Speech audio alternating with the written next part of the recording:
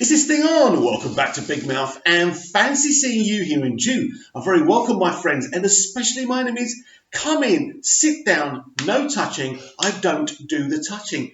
And welcome to Monday's edition of the DCEU Daily. And the question I'm asking you today and asking of myself is the DCEU still a shared cinematic universe? And my answer to you is categorically yes, because Shazam already proves it's shared. And of course it's shared. Even in Aquaman, Mira mentions to Aquaman that he saved the world from Steppenwolf. So even look, here's the thing. I mean, since New Line Cinema have taken over and Walter Hamada and Peter Safran, they decided to do standalone movies, to focus more on the movies instead of crossovers.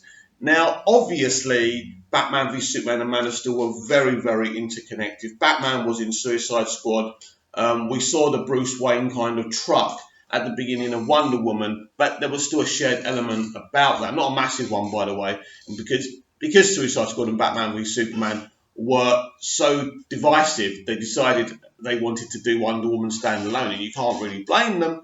Then you come to Justice League, which is a shared movie, of course, and then because Justice League is an absolute disaster, then they become like frightened kittens at the studio, and they decide, look, we're going to do standalone movies because we tried shared and it didn't work. No, you're wrong. You're wrong. I love Walter Hamada. I love Peter Safran. I love what they're doing. You know how supportive I am of the new DCEU, as supportive as I am of the old DCEU. But here's the thing.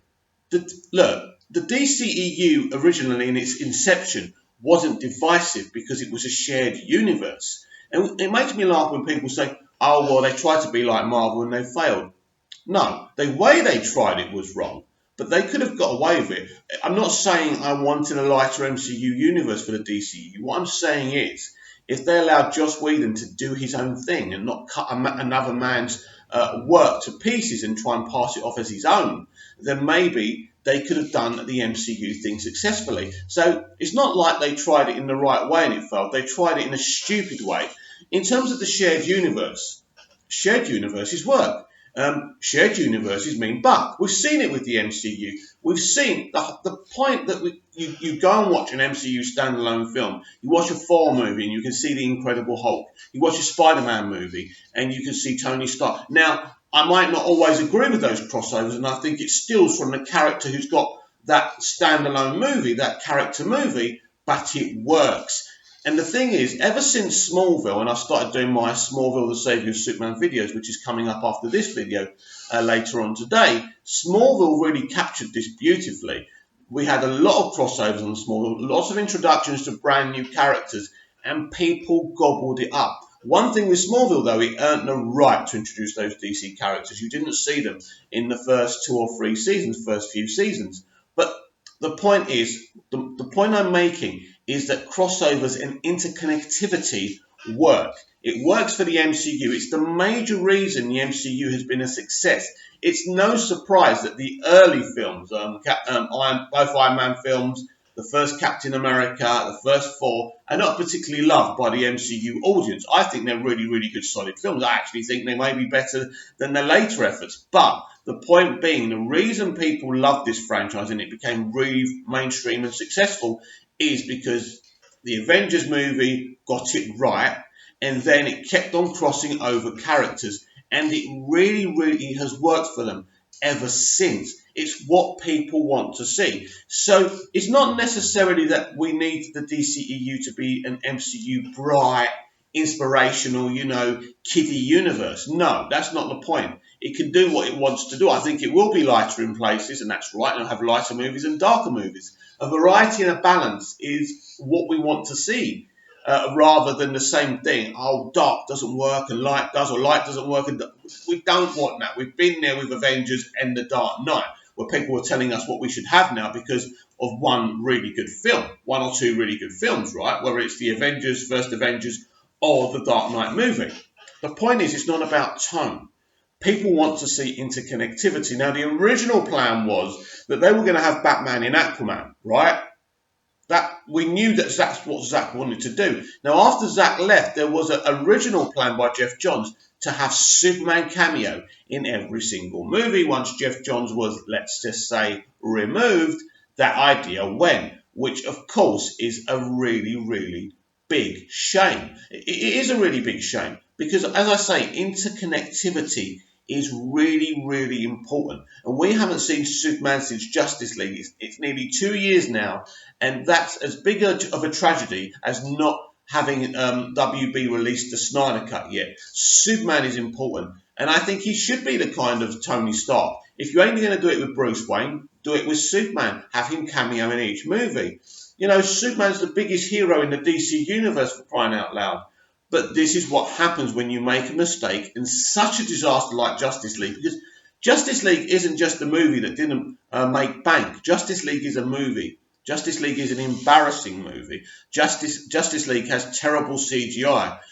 Justice League cut another man's work. He tried to pass it off as his own, and it didn't work. The whole thing was a messy situation that even if you or me went in there, we wouldn't have done this, because nobody with a sane mind goes into this situation and says, oh my God, Man of Steel was divisive, Batman v Superman was divisive, Suicide Squad was divisive.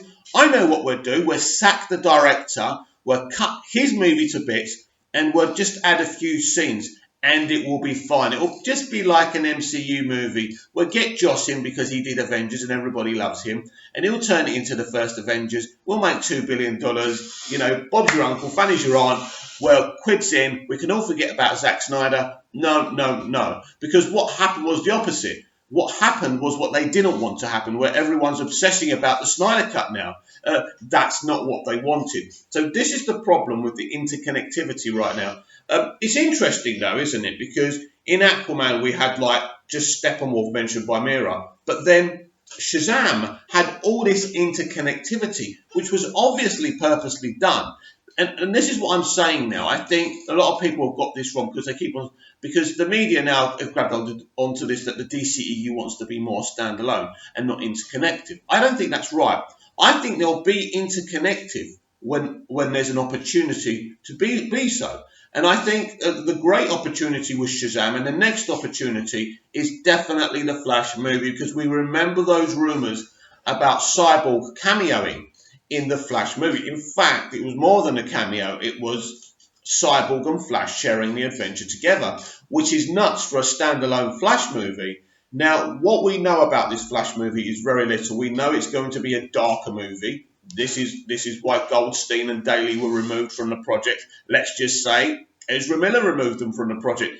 It's pretty true, isn't it? And he went off with the comic book writer and did his own story, and that story is now being adapted by Christina Hodgson. So very exciting times. We're actually getting a Flash movie with Ezra Miller. We never thought that would be the case. So again, we've kept another DCU actor from the Justice League movie. So right now, the question marks are over Henry Cavill and Ben Affleck. I know Ben Affleck said he's not Batman anymore, but I still think he's going to play a part in this Batman movie, even though Robert Pattinson has been cast. There's something amiss for this film. I think there's things we don't know about, and that really, really excites me. But it was the right decision to keep Ezra Miller. So even though they know Justice League is a disaster, the theatrical cut, they also know that we know these actors now. It would be stupid to replace actors. Now, they seem to have done it with Ben Affleck. I think it looks like Ben Affleck decided to leave, or maybe it was a mutual decision, because of his drinking as well, because of his problems. You know, Ben's gone through the mill. So it's been difficult for Ben. It's not just a case of replacing him, because a lot of people love his Batman. So I think if he wanted to stay and there wasn't any kind of health issues, I think he probably would have stayed. Now, the Cavill thing is becoming very, very interesting, because we've spoken about that big Hollywood Reporter article where he wasn't going to play Batman anymore. Henry Cavill plays Superman. Sorry, let's start again. Very early. Not even 7 a.m. yet. You've got to forgive me. So, yeah. So the Hollywood Reporter article claimed that Henry Cavill would not play Superman anymore, and that they would be resting Superman. And in all intents and purposes, they have rested Superman for 2 years. But now's the time to bring him back. You don't want to give him a rest because he was disrespected in Justice League for many, many reasons by Joss Whedon. And Joss was under a lot of pressure. Look, I still respect Joss for Buffy. I do. You know, he's a very clever man. He was brought in to do a difficult gig, and he failed. He failed because you would have failed. I would have failed. Anyone would have failed with what Sujihara, Diane Nelson, and Jeff Johns wanted him to do. It wasn't going to work. And I've said this a billion times, and it's boring now. If they brought him in and said, right, we're shutting down shooting of the Justice League. We're scrapping Zack Snyder's idea. Shove his copy, his film in a vault. We're never going to see it. We're never going to let anyone see it, right? Right, Joss, make your own damn movie, right? Make your own Justice League movie, then do your Batgirl movie. Then we can reset this universe. A course correction again, not a reboot. But they didn't do that.